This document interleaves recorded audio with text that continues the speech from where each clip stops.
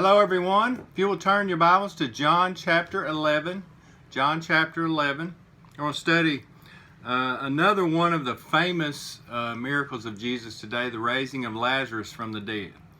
As you've noticed as we've gone through these miracles and we've studied them, the miracle is not so much about the person Jesus healed a lot of times. Of course, it's a big deal for them. But the lesson learned is normally with the people around him. It's with the relatives or the friends that are there, and it's their faith and their actions mostly that we study. There are other instances where it's just the person and Jesus, and that's it on the story. But most of them, it seems like there is other people that are involved who are more about the story. Our story today, the lessons we're going to learn, or I want to teach, are from Jesus, Mary, and Martha, not from Lazarus. Lazarus has very little to do with this story, really, to me. Obviously, it's a big deal for him to come out of the grave. But the lesson we want to learn today is from Mary and Martha. In January of 1988, I got a call in the middle of the night that my dad had passed away.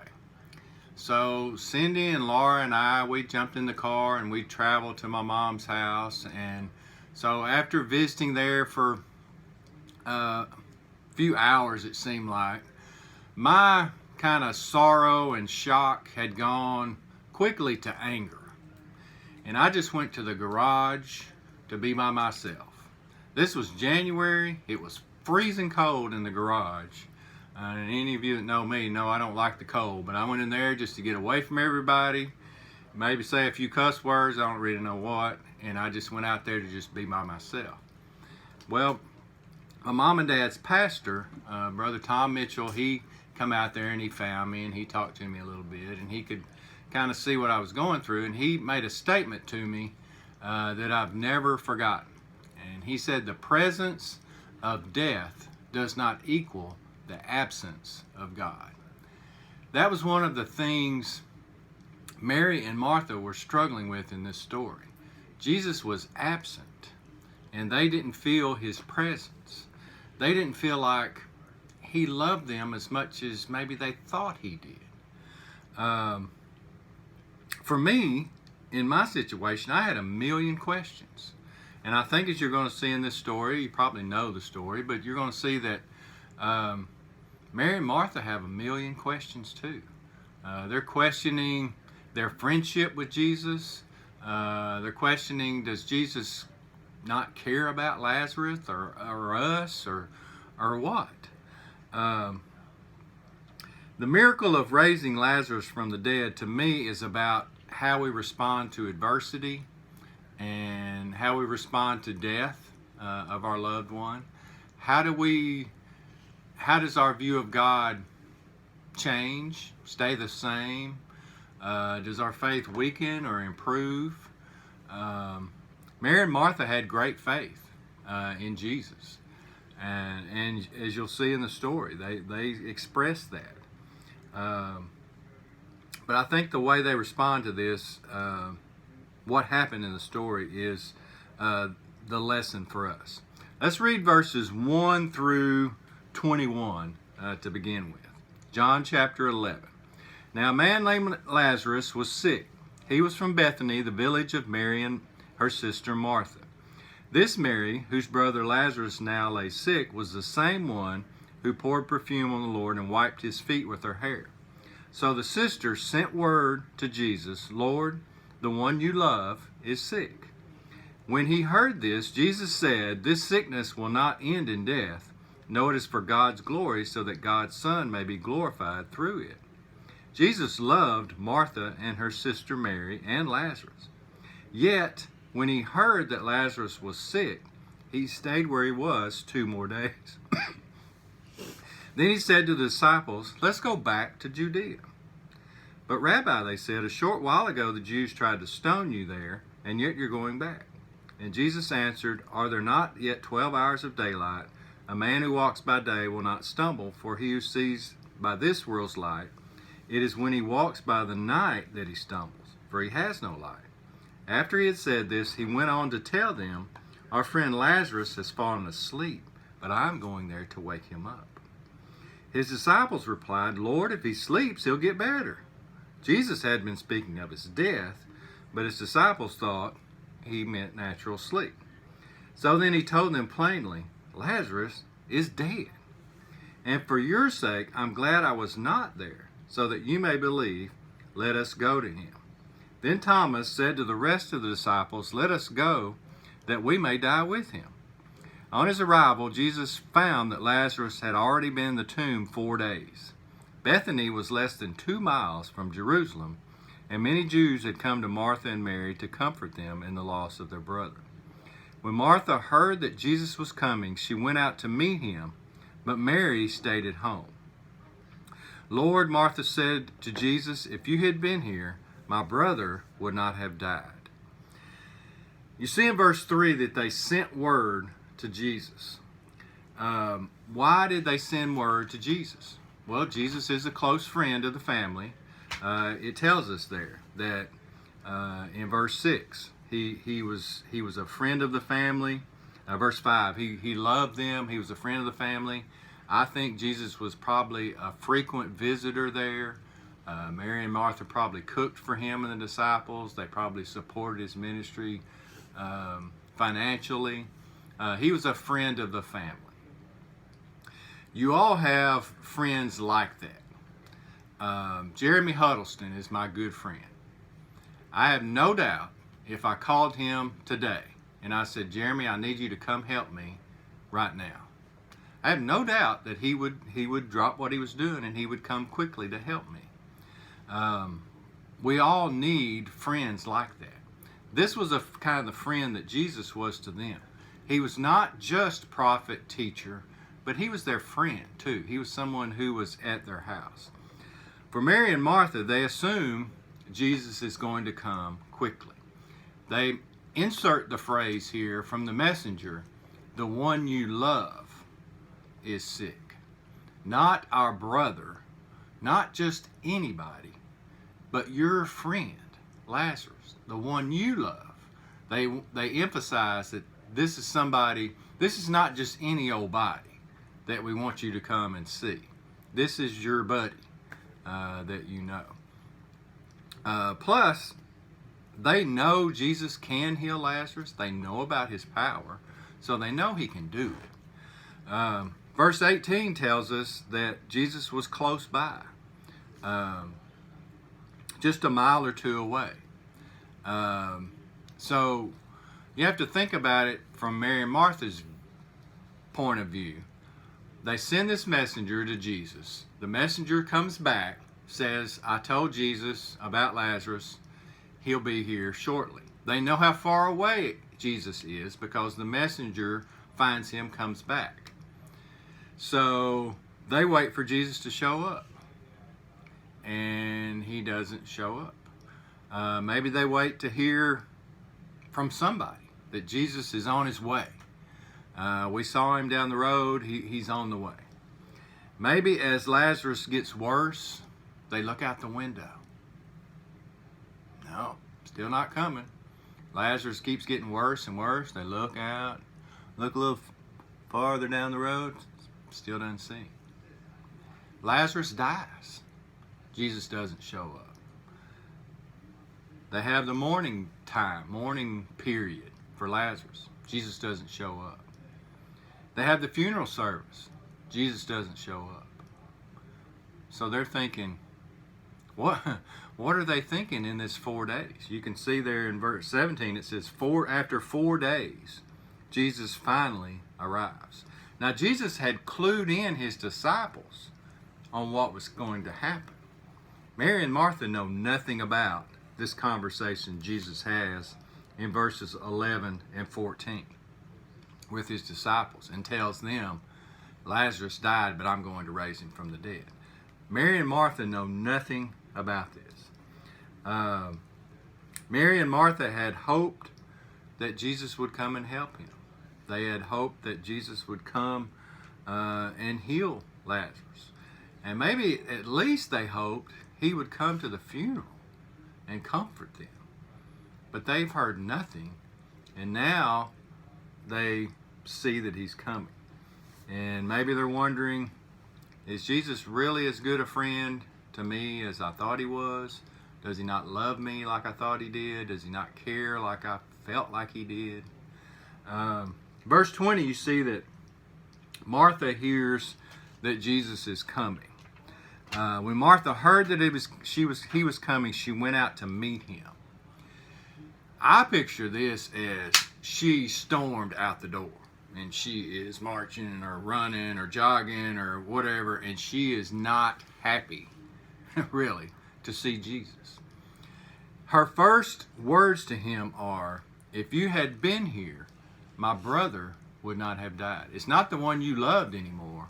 Now it's my brother would not have died. If you had been here, that equals, where were you? We sent a message to you and you didn't come. Why not? That's what she's saying. Martha wants answers. Why didn't you come? Maybe they thought during this time Jesus healed all those other people and he didn't even know.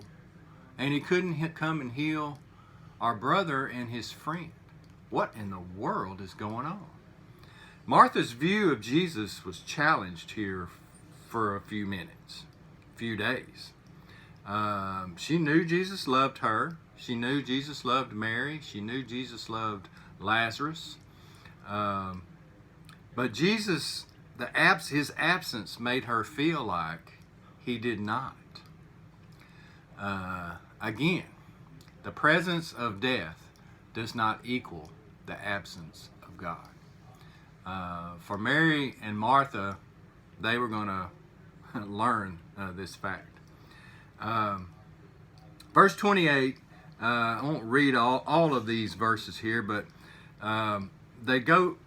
Mary and Martha and Jesus kind of go through a back and forth here, and they have some discussion about, Jesus says, "Do you believe I can raise him back to life?" And she says, "Yes, I do." And then she goes back to the house and says, "Jesus is asking for you." So Jesus just kind of waits out there. Mary comes out, says almost word for word the same thing Martha said. And her response is almost exactly the same. We don't really see a lot of Jesus talking back or answering what she said. Every funeral service has a Mary and Martha in the crowd. They question God. They question his care and love. They question his timing. Why is this happening now? Why is this happening to me? Why is this happening? Has this happened to my loved one? We all have a million questions when we're in that scene, and we want answers now. Often we don't get them immediately.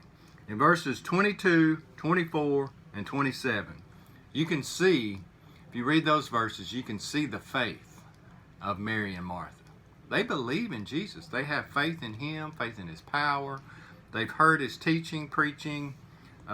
It's obvious that they love Jesus and they know who he is.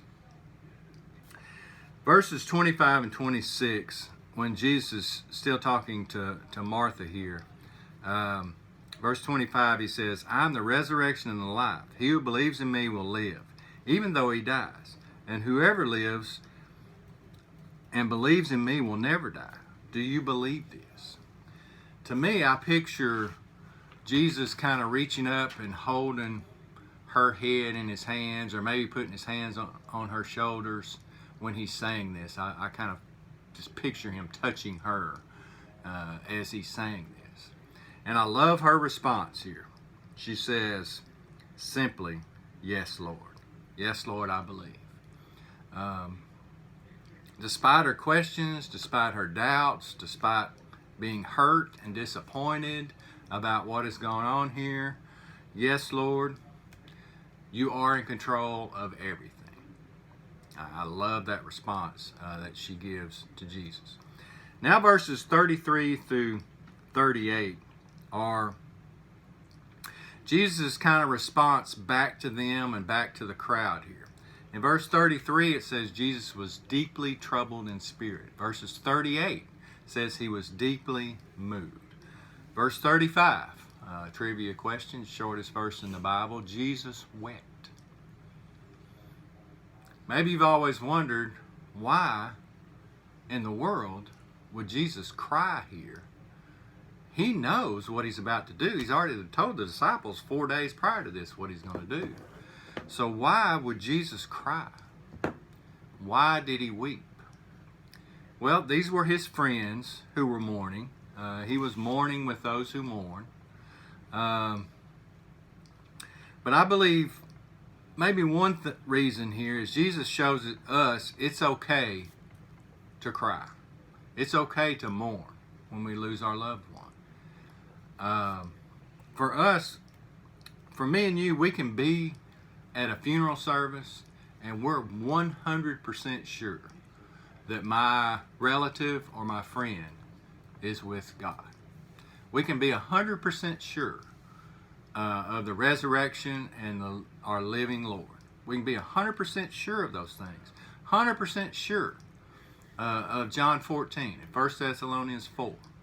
That Jesus is coming back for his children. 100%. There's no doubt. And we can still cry. Because it hurts. It just hurts. I think Jesus shows us here it's okay. That grief and mourning do not equal a lack of faith. I think that's an important maybe thing for us to notice. Verse 39, Jesus kind of gets control of the situation here, and he says, take away the stone. He says, move it, move it. I figure here this is in a loud, forceful, authoritative voice. He's telling them, get that stone away. Something's about to happen. One of the funniest verses in the whole Bible, verse 39, in the King James Version, Martha says, but Lord, by now he stinketh. He's been in the grave 4 days. He stinks. And so she knows he's going to stink, and she's going to remind Jesus, don't open that, don't pull back that stone. It doesn't smell good in there. But Jesus says, did I not tell you that if you believed, you would see the glory of God? Verse 41-42, Jesus says a prayer. And I kind of picture this in a lower voice. It's just a quiet voice while they sang this prayer, that for the benefit of the people there. Then in verse 43, it says that he said in a loud voice, Lazarus, come out. He calls him by name. In every case where Jesus raised someone from the dead, he calls them to that person specifically. When he raised Jairus' daughter, he said, little girl, I say to you, get up. When he raised the widow's son at Nain, he said, young man, I say to you, get up. Jesus speaks directly to that person. I've heard some people say that if he had not done that, when he says these words, every person in the grave would come out. Romans 14:9 says that Jesus is Lord over the living and the dead. His voice is what calls them out. My voice means nothing. I can holler at a graveside all day long. Nobody's coming out. The power of Jesus here is what forces Lazarus to come out. Verse 44, it says, the dead man came out. The dead man came out. Maybe the most underappreciated words in this whole story. The dead man came out. I want to read a couple of passages to you as we close. A couple of my favorite. John 14. You that are in my class know this is one of my favorites. Jesus is speaking here, and he says, do not let your hearts be troubled. Be fearless. You believe in me. You believe in God. Trust in me. In my Father's house are many mansions. If it were not so, I would have told you. And I'm going there to prepare a place for you, that where I am, there you may be also. He's giving us a promise here that where he is, we're going to be there too. Then to conclude, in 1 Thessalonians 4, I mentioned this earlier. One day, probably soon, Jesus will command his children to come from the grave. His voice alone is all that's needed. His voice alone is all that's needed to call us out. His voice alone is all that will be needed later to defeat the enemy. That's how powerful that is. 1 Thessalonians 4, beginning in verse 13, he says, brothers, we do not want you to be ignorant about those who fall asleep, or to grieve like the rest of men who have no hope. We believe that Jesus died and rose again, and so we believe that God will bring with Jesus those who have fallen asleep in him. According to the Lord's own word, we tell you that we who are still alive, who are left till the coming of the Lord, will certainly not precede those who have fallen asleep. When Jesus speaks, the dead hear, the dead listen, and the dead obey. I think maybe the best lesson for us to learn from this story is from John 11:27, when Mary, her simple response back to Jesus is, yes, Lord, I believe. That's where we put our hope. We just say, yes, Lord, I believe.